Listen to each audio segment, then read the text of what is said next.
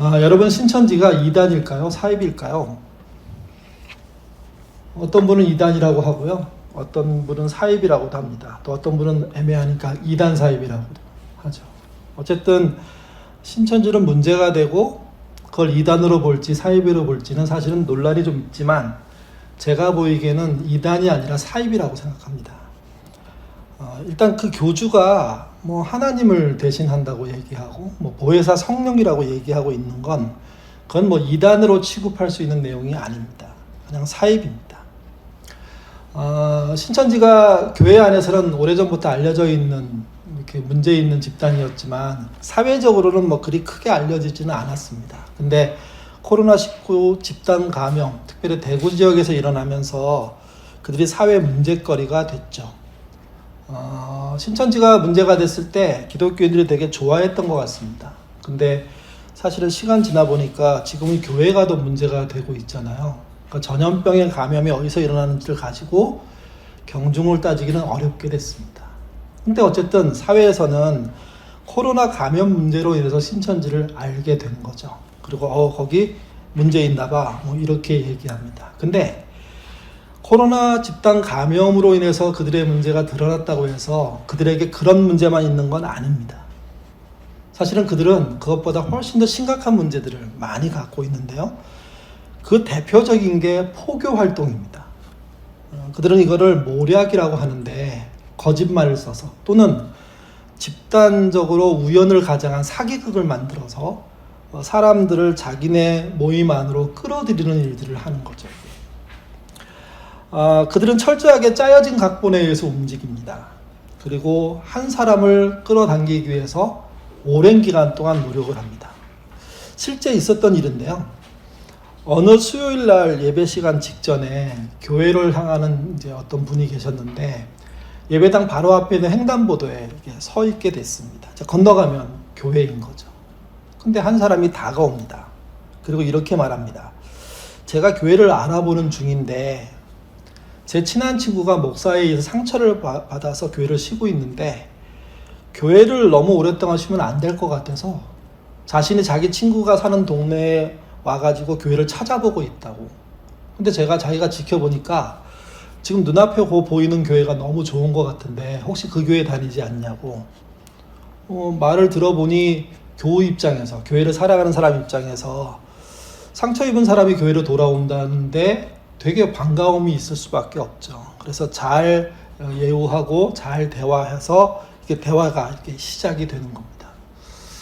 이 첫날 그 신천지 사람은요, 그 인상 좋은 교우를 칭찬하고 교회에 대한 교회로 회복시키겠다는 그런 말들을 많이 하면서 뭘 얻어가냐면 전화번호를 얻어갑니다. 나중에 연락을 드리겠나요? 그리고 서두르지 않고 긴 시간을 통해서 차근차근 그 사람에게 접근합니다. 그리고 어느 날 그 사람이 걱정하고 있는 친구가 그에게 전화가 옵니다. 그리고 이렇게 얘기합니다. 자기가 친구한테 소개받았는데 지금 교회 나가고 싶기는 하다. 근데 가정에 문제도 있고 마음의 상처도 있고 그래서 당장은 나가기가 쉽지 않을 것 같다. 몇 개월 걸릴 것 같은데 혹시 그 기간 동안 저하고 교제하는 건 어떠시냐고. 교회를 사랑하고 사람을 이렇게 전도하고 싶은 사람들의 마음속에 이렇게 찾아온 사람을 걷어차기는 되게 어렵습니다. 그러지 그 사람하고 만나죠. 그 사람의 만남이 깊어지자 그 사람이 한 사람씩 소개합니다. 이 사람은 나랑 이렇게 신앙생활하는 사람이고 이 사람은 신학생인데 성경 공부를 잘하고 이 사람은 누구고. 그래서 서너 명을 알게 되죠. 그리고 그 사람이 신천지가 하는 그 되게 조악한 성경 공부에 이렇게 초대되고요. 그게 보통 그거를 무료 성경이라고 하는데 요즘은 좀 다르게 부르기는 하죠. 그런 과정을 통해서 교회를 잘 다니고 있던 권사님이, 뭐 장로님이, 뭐 집사님이 또는 청년이 심지어는 교육자가 신천지에 들어가게 되는 거죠. 이게.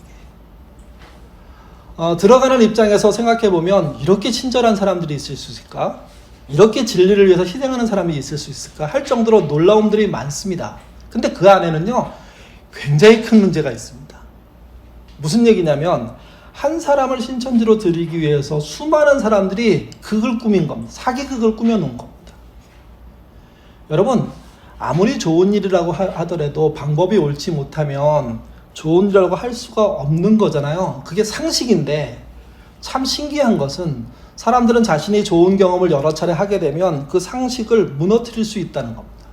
신천지는 그런 면에서 교묘하게 교회에 오래 다녔던 사람들, 또 오래 다녔던 청년들을 현혹하는 거죠. 그리고 더 심각한 거 한 걸음 더 나가서 그들이 결국은 또 다른 사람을 그런 방식으로 신천지에 끌어들이는 앞잡이들이 된다는 겁니다.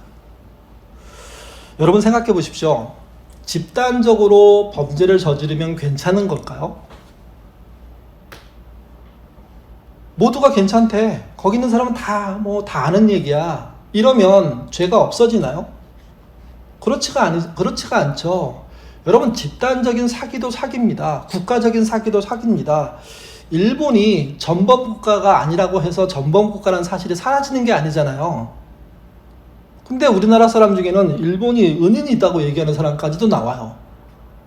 그러니까 집단적으로 그런 일이 발생했다고 해서 그래, 그 말이 옳아, 이렇게 할 수 없는데 사람은 그럴 가능성도 가지고 있는 거죠, 이게. 특별히 본인이 사이비에 빠졌는데 그리고 같이 누군가를 이렇게 사기쳐갖고 데리고 오는 일들을 하게 되는데 결국은 여러 사람이 함께 하고 있으니 정당하다, 이런 식의 문제에 빠지는 겁니다. 그래서 신천지는 감염 사태에 의해서 문제만 일으킨 게 아니고요, 실제 포교 방법과 그 이후에 여러 가지 일들을 통해서 이 땅에 굉장히 나쁜 문화를 만들고 있다는 거죠. 그래서 신천지는 사이비로 경계해야 되고, 신천지가 커가는 거에 대해서 우리는 적절한 조치가 필요한 겁니다. 지난주에 설교할 때 호세아 1장에 대한 이야기를 했습니다. 그때 호세아 시대에 등장하는 문제점을 호세아 1장은요, 음란하다, 이렇게 표현했습니다. 그러니까 이 음란이 왜 벌어졌느냐? 그게 이제 바알 숭배를 통해서 벌어지거든요. 당시 사람들이 하나님을 안 믿었을까요? 이스라엘 사람들이? 아닙니다. 하나님을 믿었습니다. 근데 동시에 문화적으로 뭘 믿었냐면 바알을 숭배하는 문화를 믿은 겁니다. 그러니까 바알을 숭배하는 축제에 참여하면, 또는 제사에 참여하면, 또는 모임에 참여하면, 그러면 자기가 부자 되고 성공할 수 있다는 거죠. 그때 쓰였던 통로가 음란입니다. 하나님은 그런 음란한 세대에 호세아를 부르셨습니다. 그리고 음란한 여자를 맞이하여 음란한 자식을 낳으라고 말합니다. 지난주에 말씀드렸지만 음란한 여자와 결혼하라는 이야기고, 동시에 음란한 여자가 낳아서 데리고 온 3명의 아이를 자식 삼으라는 이야기라고 말씀을 드렸습니다. 이때 음란한 여자란 스스로 음란을 향해서 나간 사람일 수도 있죠. 반대로요, 음란한 문화의 피해자일 수도 있습니다. 특별히 여성의 음란함을 얘기했을 때 이스라엘 사회로 가면 상당 부분이 수동적입니다.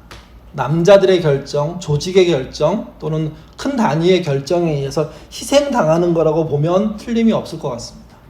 또 음란한 자식이란 어떤 면에서 태어날 때부터 바알 숭배 문화에 빠져 있는 사람이거든요. 그러니까 강요가 있긴 했겠지만 그들은 태어나서부터 그 문화 속에 아주 젖어 있는 그런 존재들을 이야기합니다. 그러니까 부모 세대의 악함으로 그들도 피해 입은 사람이라 할 수가 있는 거죠. 하나님은 음란한 남성을 데려다가 뭘 하지 않고 음란한 여성과 그의 자녀들을 데려다가 새 일을 시작하시는 거죠. 그래서 이 사건이 그들을 구출하는 겁니다. 그들을 정상으로 회복시키는 겁니다. 그리고 정상으로 회복해서 만들고 싶어하는 게 무엇입니까? 그게 2장 1절입니다. 설교한 또 화면 보시면서 같이 읽어보도록 하겠습니다. 너희 형제에게는 암미라 하고 너희 자매에게는 누아마라 하라. 지난주 설교 말씀드릴 때 암미의 반대말이 로암미, 암미가 나의 백성인데 로암미는 나의 백성이 아니다. 또 루하마, 긍휼히 여기다는 뜻인데요, 반대말이 로루하마, 긍휼히 여김을 받을 수 없다라는 뜻이라고 말씀을 드렸죠. 그러니까 자신의 백성이 아닌 떠나버린 이스라엘을 하나님은 긍휼히 여기셔서 자기 백성 삼으시겠다고, 그 목표로 지금부터 일하시겠다고 이야기하는 거고, 호세아는요 그런 내용으로 되어 있습니다. 오늘 읽은 2장 2절부터 23절은요 사실은 1장의 반복입니다. 성경에 반복이 많은데요. 비슷한 이야기를 다른 방식으로 또 한 번 하는 경우인데 그게 2장 오늘 본문의 내용인 거죠. 하나님이 음란한 이스라엘을 구원하시기 위해서 하신 일이 뭘까? 2절은요. 법정소송이라고 얘기합니다. 2절 말씀 같이 읽겠습니다. 너희 어머니와 논쟁하고 논쟁하라. 그는 내 아내가 아니요 나는 그의 남편이 아니라 그가 그의 얼굴에서 음란을 제하고 그 유방 사이에서 음행을 제하라 하라. 논쟁하다는 말이 2번 나오는데 논쟁이라는 단어는 모두 이렇게 법적 용어입니다. 그러니까 2번 강조했으니까 법으로 따지는 재판이 진행되는 걸 얘기하는데 재밌는 건 이 재판이 법정에서 진행되지 않고요. 마을에서 진행이 됩니다. 그러니까 국가가 지정한 법적인 장소, 이게 성전이겠죠. 그런 장소에서 공식적으로 모두가 참여하는 그런 대표적인 재판이 아니라 어떤 마을에서, 그러니까 고멜이 살고 있는 그 마을에서 벌어지는 재판인 겁니다. 재판이 열리자 보통 재판은 어디서 열리냐면 성문 앞에서 열리거든요. 사람들이 모여듭니다. 대부분 재판의 재판장은 장로들이 맡아서 하는데 오늘 본문에서는 그 장로들이 누군지 뭐 이런 거는 설명되어 있지 않습니다. 근데 어쨌든 사람들이 몰려들어요. 왜 사람들이 재판에 몰려들까요? 재판의 결과가 궁금하기 때문입니다. 특별히 고멜이 고발당했습니다. 하나님께 고발당했습니다. 그러니 고멜이 어떤 남자랑 범죄를 했고 그래서 어떤 결과를 만들었는지 그 동네 사람들이 궁금했던 겁니다. 그렇게 모여갖고 재판이 진행되는데 여러분 고멜은 누구와 음행을 합니까?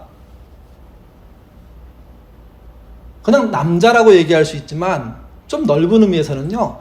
바알 숭배에 참여한 불특정 남자입니다. 그리고 이 사건에서 중요한 건 남녀의 음행이 아니라 사실은 바알 숭배 때문에 그 일이 발생했다는 거죠. 이게. 바알을 숭배하는 사람들은 집단 섹스를 통해서 땅이 부유해지고 본인이 부자가 된다고 가축이 번식력이 늘어난다고 믿었습니다. 그 일을 바알 숭배를 할 때마다 하게 된 거고 그럴 때 죄의식이라는 걸 못 느낀 거죠. 왜? 자기가 잘 살기 위해서 자기 집안이 잘 되기 위해서 땅이 복되게 하기 위해서 하는 행동이니까요. 또 나만 하는 게 아니라 모두가 하는 행동이니까 대다수가 하는 행동이니까 그 문화적인 트렌드, 추세, 유행을 따라가는 것은 결코 잘못됐다고 생각하지 않았던 겁니다. 근데 그 내용이 음행하는 거였던 겁니다. 하나님을 믿으면서 이런 일을 할 수가 있을까요? 성경은 있다고 얘기합니다. 또 우리 사회에서도 있죠, 이게. 이렇게 문화적인 트렌드로서 음행을 자행하는 그 시대를 향해서 하나님이 하시는 일이 재판이고 두 번째가 재판을 통해서 뭘 하시고 싶어 하시냐면 그들의 잘못된 수치를 드러내고 싶어 하십니다. 10절 말씀 같이 읽겠습니다. 이제 내가 그 수치를 그 연애는 자의 눈앞에 드러내리니 저를 내 손에서 건져낼 사람이 없으리라. 수치를 드러낸다는 뜻은 2가지인데요. 하나는 수치를 만방에 알려버리는 겁니다. 근데 참 흥미로운 건 뭐냐면요. 여기 고멜이 저지른 수치는요. 그 마을 사람 대부분이 저지른 수치입니다. 재판을 구경 갔더니 본인이 피고인 거예요. 본인이 또 가해자인 거예요. 2번째는 이 수치를 드러내다는 것은요. 그로 인해서 망할 수 있다는 겁니다. 경고에 해당합니다. 수치가 드러나면 망할 수 있다는 걸 알고 돌이켜야 한다는 거죠, 이게. 여러분, 하나님과 바알은 겸하여 섬길 수가 없습니다. 그러니까 신천지를 인정할 수 없는 게 동일한 이유입니다. 하나님의 유일하신데 신천지의 교주가 뭐 성령이다, 하나님이다 이렇게 얘기하는 걸 인정할 방법이 없죠. 바알은 풍요의 신입니다. 그러니까 돈과 관련되어 있는 겁니다. 잘 먹고 잘 사는 것과 관련되어 있는 겁니다. 사람은 그렇게 생각한 거예요. 하나님은 우리 인생에 영원함을 주시고 바알은 이 인생에 평안함을, 부유함을 준다고 생각한 거죠. 근데 성경은 이거를 명확하게 구분합니다. 마태복음, 예수님이 하신 말씀인데요. 마태복음 6장 24절 읽겠습니다. 한 사람이 두 주인을 섬기지 못할 것이며 혹 이를 미워하며 저를 사랑하거나 혹 이를 중히 여기며 저를 경히 여김이라. 너희가 하나님과 재물을 겸하여 섬기지 못하느니라. 하나님은 철저하게 이중 믿음, 이중 섬김에 대해서 반대하십니다. 이게. 아니, 말도 안 되는 거라고 말씀하십니다. 근데 당시 이스라엘은 가능했던 겁니다. 이런 말도 안 되는 상황들이 자주 벌어지니까 말도 안 되는 예화들도 많이 나옵니다. 어떤 사람이 최고급 수용차를 구입했습니다. 근데 차를 몰고 가다가 그만 낭떠러지에 떨어지고 말았습니다. 차와 함께 구른 거죠. 다행스럽게 운전자는 차 바깥으로 튀겨 나와서 목숨을 구할 수는 있었습니다. 그러나 그 사고가 너무 커서 팔이 잘려나간 거예요. 불구가 되었지만 목숨을 건졌으니 얼마나 다행일까요? 사람들이 그를 구조해냅니다. 근데 그가 자기 팔이 잘려나갔음에도 불구하고 내 자동차 하고 통곡하더랍니다. 그런 사람이 어디 있을까요? 근데 그 이야기는 그렇습니다. 몰려든 사람들이 당신 지금 자동차가 중요한 게 아니라고 팔이 잘려나갔다고. 그런데 그때서야 자신의 팔이 잘려나간 걸 인지한 그 사람은요, 더 크게 웁니다. 자기 손에 금시기가 있었는데 그게 없어졌다는 거죠. 이게. 여러분, 이럴 사람은 없습니다. 근데 왜 이런 식의 이야기가 이 시대에 돌고 있을까요? 자기의 몸보다 돈이 중요한 사람이 많다는 거죠. 돈을 위해서 생명까지 훼손하는 사람들이 흔하게 등장하고 있다는 거죠. 이게 하나님과 바알을 숭배하고 있는 사회가 맞이할 수밖에 없는 결론입니다. 그러니 하나님은 동의할 수가 없습니다. 그 수치를 드러내셔야죠. 그리고 경고하셔야 됩니다. 그렇게 가면 망한다고요, 이게. 이런 수치스러운 상황들이 벌어지는 게 문화적일 때, 모두가 행하고 있을 때, 사실은 그 대세를 거스르는 건요, 쉬운 일이 아닙니다. 오늘 본문 2장은 그 문화적인 죄에 대해서 여러 가지 이야기를 하는 거죠. 저는 3가지 정도를 살펴볼 필요가 있다고 생각하는데요. 이 문화적인 죄가 창궐하게 된 첫 번째 이유는 잘못된 정보 때문에 그렇습니다. 지식이, 알미 잘못됐습니다. 호세아가 밝힌 이스라엘 백성이 바알을 따라간 이유, 물질에 대한 욕심인데요. 5절 같이 읽겠습니다. 그들의 어머니는 음행하였고 그들은 임신했던 자는 부끄러운 일을 행하였나니 이는 그가 이르기를 나는 나를 사랑하는 자들을 따르리니 그들이 내 떡과 내 물과 내 양털과 내 삶과 내 기름과 내 술을 내게 준다 하였습니다. 이스라엘 사람들이 바알을 따라간 명확한 이유가 여기 5절에 등장합니다. 그게 음행으로 가는 길이었고 부끄러운 일이었는데 갈 수밖에 없었다. 이유는 그거다. 그쪽으로 가면, 그 음행을 하면, 그 바알 숭배를 하게 되면 떡과 물과 양털과 삶과 기름과 술을 준다고 약속되어 있었다라는 거죠. 그리고 그 사실을 모두가 알았다. 그래서 모두가 같이 갔다는 이야기를 하는 겁니다. 광야에서 살던 이스라엘이 가나안에 들어왔을 때 여러 가지 충격적인 그런 이렇게 상황들을 맞이하게 되는데요. 그 중에 아주 일반적이면서도 충격적인 것이 뭐냐면 음식이었습니다. 음식. 여러분, 이스라엘 사람들이 광야에 살 때는 만나와 메추라기를 먹었잖아요. 여러분, 만나와 메추라기 우리 한 번 정도 먹어보고 싶지 않으십니까?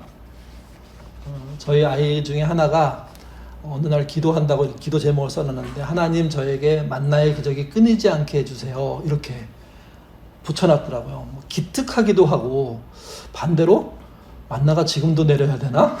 하는 의문도 들고, 그래서 제가 길게 아이한테 이제 글을 써서 보냈는데, 그러니까 우리 안에 그 만나라는 건, 메추라기라는 것도 그 밖에 하나님 주시는 은혜라는 거를 한 번이라도 깊게 체험하고자 하는 마음이 있을 수밖에 없어요. 근데 여러분 생각해 보세요. 그 만나를 40년 동안 먹어요. 그 메추라기를 40년 동안 반복적으로 먹어요. 광야에서 태어난 애들이 있잖아요. 그 아이들은 눈 뜨면서부터, 먹으면서부터 뭘 먹습니까? 만나와 메추라기를 일반적으로 먹어요. 이게 좀 죄송한 표현인데, 하나님의 은혜도 이렇게 말하면 저도 사이비가 될 수 있는데 질릴 수가 있어요. 생각해보세요. 또 옷도 안 떨어지잖아요. 신발도 안 떨어지잖아요. 40년 동안 옷이 헤어지지 않았대요. 신발이 하나로 좋겠대요. 그게 하나란 표현인지는 모르겠지만. 그러면 여러분, 요즘 아이들한테 한 신발을 1년 동안 시켜보십시오. 어떤 일이 벌어지는지. 되게 아예 좌절할 겁니다. 나 주워왔구나. 이 정도로 생각할 겁니다. 여러 개의 신발이 필요한데. 그러니까 하나님의 은혜 속에 살았지만 가나안에 들어와 보니까 광야에서는 보지도 못했던 게 있는 거예요. 그 중에 하나가 성경에 뭐라고 기록? 건포도라고 기록되어 있습니다. 일단 광야는 포도도 없어요. 그러니 뭐도 없습니까? 건포도도 있을 수가 없죠. 건포도는 어디서 만들 수 있는 겁니까? 포도가 많이 나는데, 너무 많이 나갖고 저장해야 되는데, 저장하려고 하니까 건포도라는 방식을 찾아낸 거죠. 그래서 광야에서는 만나를 갈아가지고 만든 떡을 먹었는데, 우리는 지금 밥을 먹었는데, 가나안에 들어오니까 그 떡 안에 건포도가 들어있는 거예요. 여러분, 그 신세계, 요즘 먹는 것을 좋아하는 그런 프로그램들 엄청 많은데 전부 다 신세계라고 얘기하잖아요. 그 정도로 새로움을 주는 겁니다, 이게. 또 그들의 옷은요, 성경은 삼이라고 써 있는데 비단 옷이라는 의미하고 다르지 않습니다. 그러니까 거칠게 만든 40년 된 옷하고 정말 오래 만들어진 옷들을 입는 그 문화를 접한 그들이 얼마나 충격을 받았겠습니까? 야, 우리가 엄청 못 사는구나. 거기다가 아주 질 좋은 포도주, 그리고 질 좋은 올리브유, 감람유라고 얘기하죠. 이런 것들이 이것 말고도 도처에 막 있는 겁니다. 이게. 사람들이 하나님의 은혜로 광야에서 가나안으로 들어왔고 가나안이 자기 땅이라고 생각하면서도 가나안이 갖고 있는 선진 문화에 혹할 수밖에 없습니다. 이게. 그리고 이게 왜 왔는지 물어보게 되잖아요. 그랬더니 그 가나안 사람들이 얘기해 줍니다. 그게 바알을 숭배해서 얻은 결론들이라고요. 그러자 그걸 신앙 차원에서보다는 문화 차원에서, 축제 차원에서 그들의 것을 받아들이면서 그들이 하나님과 바알을 동시에 섬기는 문화를 만들어내기 시작한 겁니다. 이게. 문제는 그게 그들에게 독이었다는 거죠. 모두가 따라갔지만 그들이 망하는 길로 들어가는 거였다는 겁니다. 이게. 옛날에 미제 음식들, 미제 공산품들이 있었습니다. 그거 집안에 하나 있으면 뭐 이렇게 되게 호기심 가는, 또 갖고 싶어 하는. 그래서 뭐 시장마다 미제 시장 있었잖아요. 그럼 미국의 음식을 좋아하고 거기서 노는 공산품을 갖고 싶어 하니까 어디도 좋아하게 되면 미국도 좋아하게 됩니다. 근데 미국이 영원히 좋을 것 같았어요. 근데 요즘 여러분에게 표 사주면서 미국 다녀오시라고 한 달만 이렇게 미국 여행하시라고 하면 갈까요? 물론 뭐 용감한 사람은 갈 겁니다. 유럽 여행 가는 사람도 있긴 하더라고요.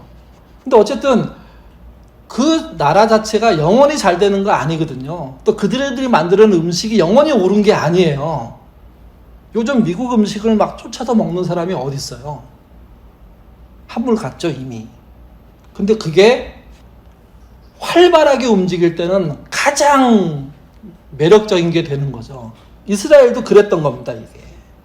그리고 어떻게까지 얘기하냐면 그때 먹었던 건포도, 그때 먹었던 기름, 그때 먹었던 포도주, 그때 입었던 옷, 신, 이런 게 바알이 줬다고 생각하는 거예요. 문제는 이 알미 이중적인 신앙생활을 하게 한 겁니다. 신을 복수로 만들어 놓고 믿게 만들게 된 거죠, 이게. 그래서 하나님이 이스라엘을 돌아오게 할 때 가장 우선적으로 먼저 선행했던 내용 중에 하나가 뭐냐면 그 잘못된 알문 고치십니다. 8절 말씀 같이 읽겠습니다. 곡식과 새 포도주와 기름은 내가 그에게 준 것이요 그들이 바알을 위하여 쓴 은과 금도 내가 그에게 더하여 준 것이오늘 그가 알지 못하는도다. 이스라엘이 이걸 새까맣게 잊어버린 겁니다. 만나는 하나님이 줬는데 건포도는 가나안이 준 거고 바알이 준 거라고 생각한 거죠. 근데 아니라는 겁니다. 여러분, 이 논리는, 이 주장은 성경 곳곳에 나오는 겁니다. 학개서 2장 8절에 이렇게 말합니다. 은도 내 것이고 금도 내 것이니라. 만군의 여호와의 말씀이라. 이 말은 모든 물질이 그분의 것이라는 거죠. 이게. 다시 말씀드려서 바알 숭배, 그래서 나타난 음란의 문화는 그야말로 무식해서 벌어진 일들인 겁니다. 잘못된 정보에 의해서 벌어진 거죠. 그래서 이 일에서 벗어나려면 제대로 된 정보에 접근해야 됩니다. 그리고 그것을 내 지식으로, 내 알무로, 내 삶으로 드러놓는 그런 정말 중요한 생각으로 접수해야 되는 거죠, 이게. 하나님은 그 일을 위해서 소송을 거신 겁니다. 이걸 밝혀내기 위해서. 두 번째는 그 소송의 내용인데요. 그러면 그런 내용을 설명하시면서 하고자 하는 일은 뭐냐? 이게 하나님의 사랑에 매를 드시겠다는 거예요. 같이 우리 6절과 7절 상반절 같이 읽겠습니다. 그러므로 내가 가시로 그 길을 막으며 담을 쌓아 그로 그 길을 찾지 못하게 하리니 그가 그 사랑하는 자를 따라가지도 미치지도 못하며 그들을 찾아지도 막으시겠다는 겁니다. 그러니까 제대로 된 정보를 주고 근데 관성이 있으니까 여전히 찾아갈 거거든요. 그거를 하나님이 못 가도록 끊어버리시겠다는 거죠. 이게. 그리고 한 걸음 더 나가서 9절 말씀 읽겠습니다. 그러므로 내가 내 곡식을 그것이 익을 계절에 도로 찾으며 내가 내 새 포도주를 그것이 맛들 시기에 도로 찾으며 또 그것을 벌거벗은 몸을 가릴 내 양털과 내 삶을 빼앗으리라. 만약 막는데 계속 넘어가면 그러면 이제 다 회수하시겠다는 거예요.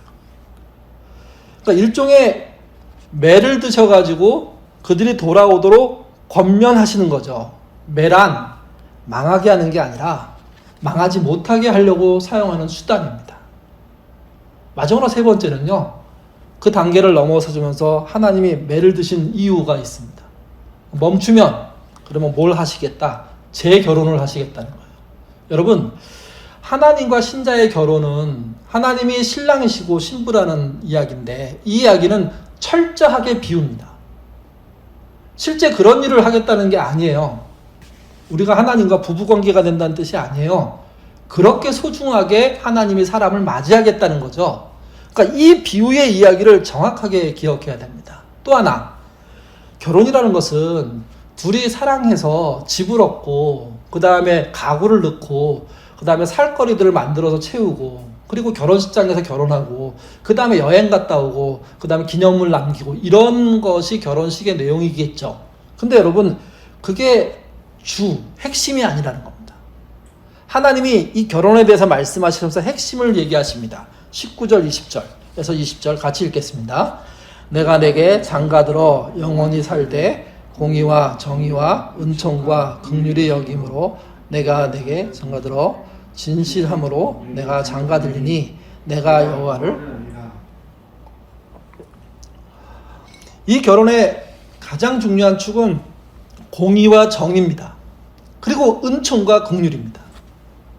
정의를 세우는 동시에 사랑을 세우는 것이고 공의를 세우는 동시에 긍휼을 펼치는 걸 말합니다. 이게. 그리고 또 한 가지 20절에 보면 진실함으로 라고 얘기합니다. 신랑 되신 하나님이 공의와 은총과 진실함으로 이 결혼을 시작하시고 지켜내시겠다는 거죠. 이게. 그러면 우리도 그 하나님을 알아야 하는 겁니다. 그 하나님을 배워야 하는 겁니다. 세상의 기준에 결혼식에 필요한 요건들이 아니라 하나님이 요구하신 공의와 정의, 은총과 긍휼, 그리고 진실함이 하나님과 우리 관계에서 꼭 필요한 거구나. 그리고 이것으로 살아야 하는 거구나 하고 그 약속을 지키는 일에 참여해야 되는 거죠. 이게.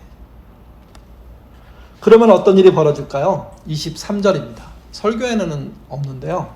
그 화면에는 나오는데 같이 읽어보겠습니다. 내가 나를 위하여 그를 이 땅에 심고 긍휼의 여김을 받지 못하였던 자를 긍휼히 여기며 내 백성 아니었던 자에게 향하여 이르기를 너는 내 백성이라 하리니 그들은 이르기를 주는 내 하나님이시라 하리라.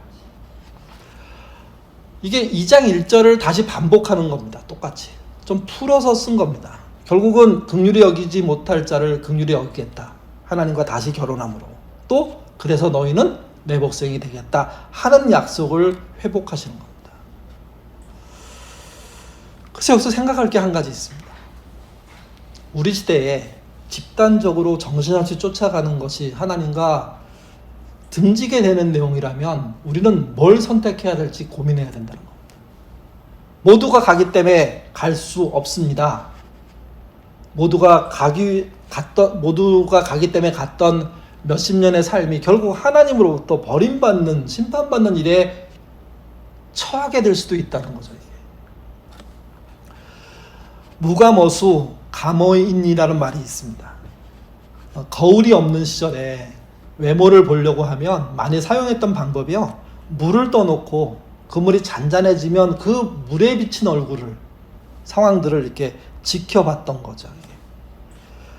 그 시대에 그 물을 떠놓고 얼굴을 바라보는 현상들을 이렇게 바라봤던 어떤 사람이 한 말인 거죠. 무가모수, 물에 비친 그 모습에 빠져들지 말라는 겁니다.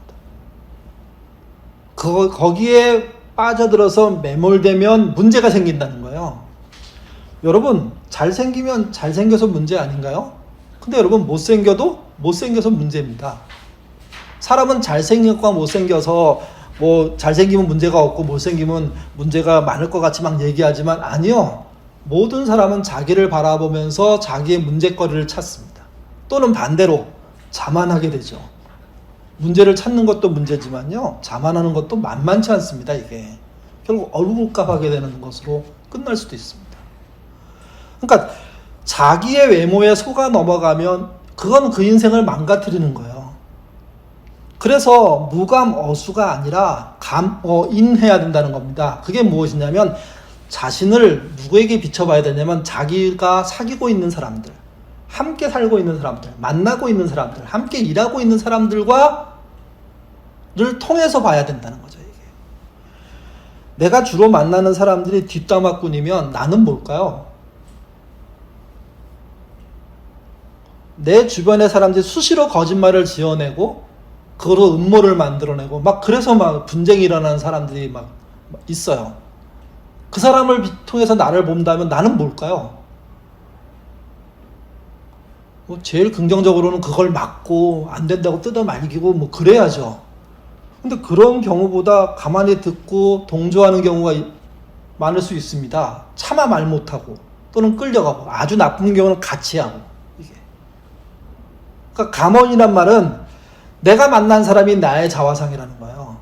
나를 보여준다는 거예요. 유유상종이란 말과도 좀 뭐 틀림이 없는 것 같습니다. 근데 이게 현대사회로 오면서 좀 달라진 게 있어요. 현대에는 사람을 안 만나는 사람도 꽤 많습니다. 근데 그들이 꼭 만나는 게 있죠. 핸드폰과 TV. 예. 자신이 자주 보는 언론이 그 사람의 자화상입니다. 그 사람을 비춰줍니다. 그 사람이 가짜뉴스에 폭 빠져 있으면 그 사람이 가짜입니다. 그러니까 이 주변에 벌어지는 것을 통해서 나를 보는 것, 이게 감어인이거든요. 이게. 그래서 결국 사람은 거울로 봐서 알 수 있는 게 아니라 주변에 함께하는 사람을 통해서 알 수 있다는 이야기인 거죠. 근데 여러분 여기에 문제가 생겼습니다. 박노의 시인의 인간의 거울이라는, 인간이 거울이 된다는 이 이야기에 대한 반론입니다. 시작이 이렇게 합니다.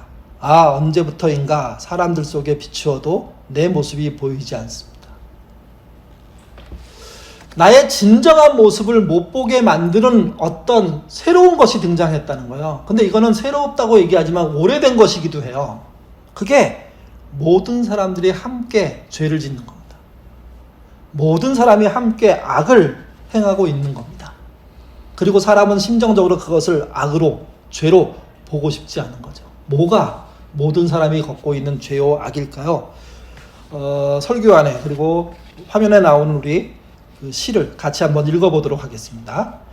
모두가 때를 지어 저지르는 잘못은 죄가 아니라 그저 현대 문명 생활이고 모두가 개인으로 돌아가 계급 차이를 내세워서 남보다 더 잘 나가는 게 다들 선망하는 성공적인 변신이 되고 불문율이 되고 점점 더 많이 벌고 많이 갖고 많이 쓰고자 하는 열망으로 여린 지구와 미래의 터전을 파괴하는 삶이 진보가 되고 지구 마을 곳곳에서 굶주려 쓰러지는 아이들의 몫을 더 높은 경제 성장으로 더 많은 임금 인상으로 끌어당겨와 우리도 선주국이 되었다고 하고 그러니까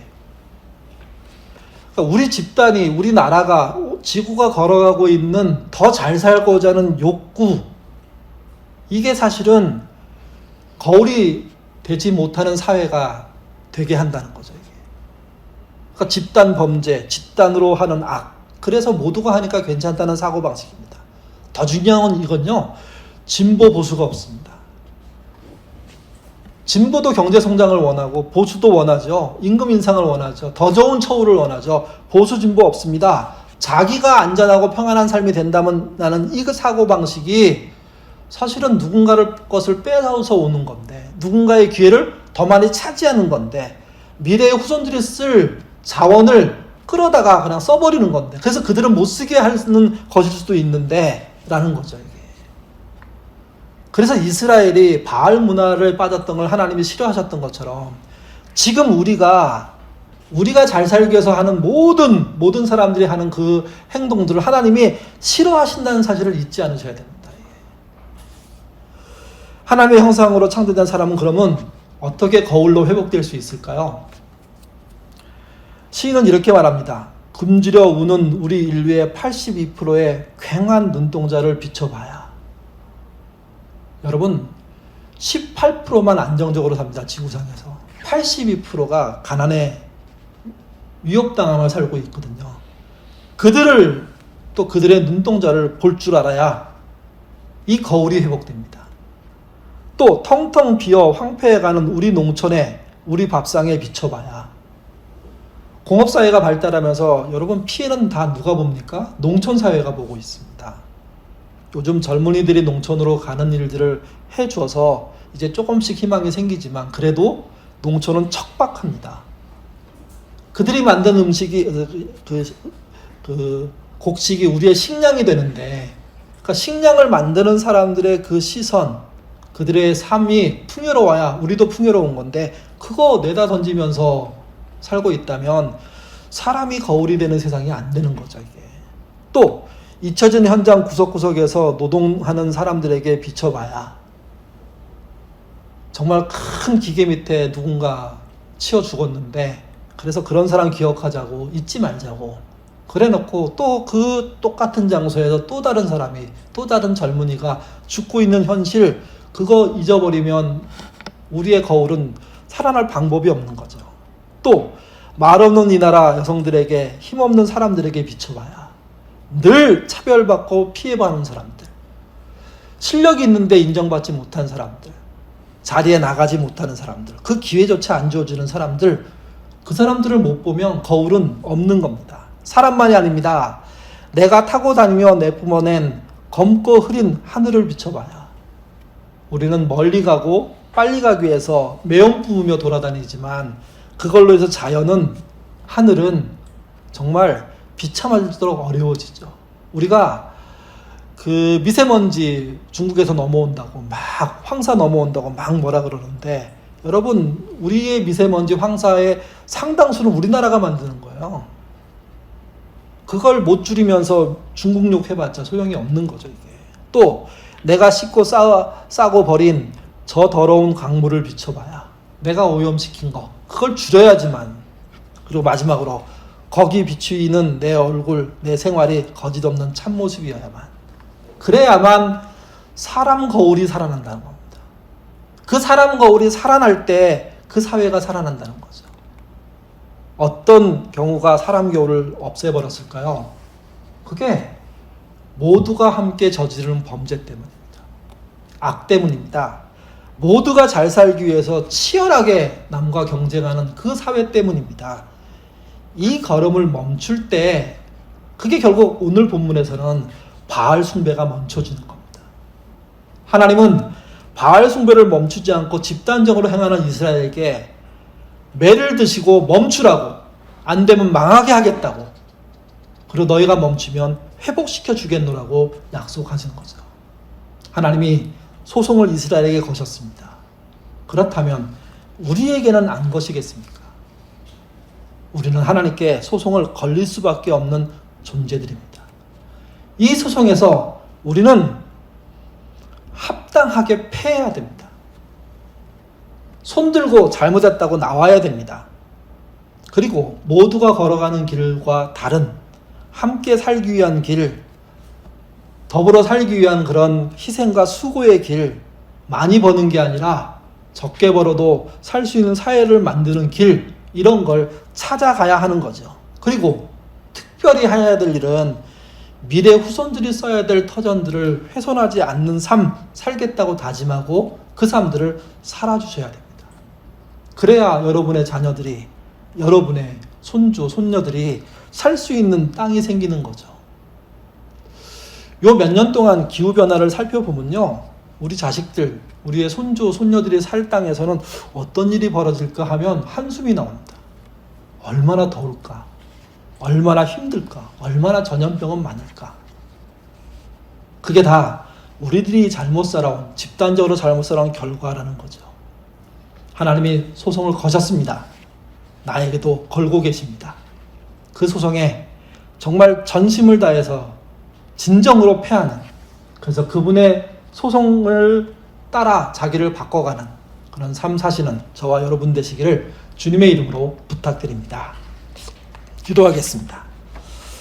하나님, 우리는 코로나로 인해서 전염병이 얼마나 무서운지를 경험하고 있습니다.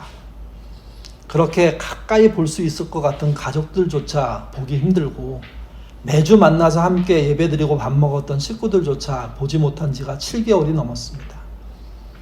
그런데 이것은 우리가 한 잘못 중에 일부분일 뿐입니다. 우리가 성공하기 위해서 진보 보수 가리지 않고 치열하게 남의 것을 뺏어오는 삶을 살고 있지는 않은지 돌아보게 하시고, 이걸 돌이키라고 하시는, 풍요로운 삶을 살려고 하는 욕망을 버리라고 하시는 하나님의 음성을 듣는 우리가 될 수 있도록 인도하여 주옵소서. 하나님이 이스라엘에게 소송을 제기하셨습니다. 우리에게도 소송을 제기하시고 계십니다. 하나님의 소송을 겸허히 받아들이게 하시고, 그 소송에서 이기려고 하는 사람들이 아니라 매를 맞고 지는, 그리고 돌이키는, 그래서 다시 하나님의 정의와 공의, 은혜와 긍휼, 그리고 진정함을 세우는 삶 살 수 있도록 인도하여 주옵소서. 이번 한 주 또 명절을 준비하는 한 주입니다. 오고 가는 일의 걱정 때문에 더 생각이 복잡해지고 있습니다. 나만 편하기 위해서가 아니라 서로를 존중하고 사랑하기 위한 결정들 많이 하게 하시고, 그래서 그 결과로 가족이, 부모님이, 자식이 하나 되는 은혜 있도록, 서로 사랑하고 염려하고 기도해주는 은혜가 있도록 인도하여 주옵소서. 감사하며 예수님 이름으로 기도드립니다. 아멘.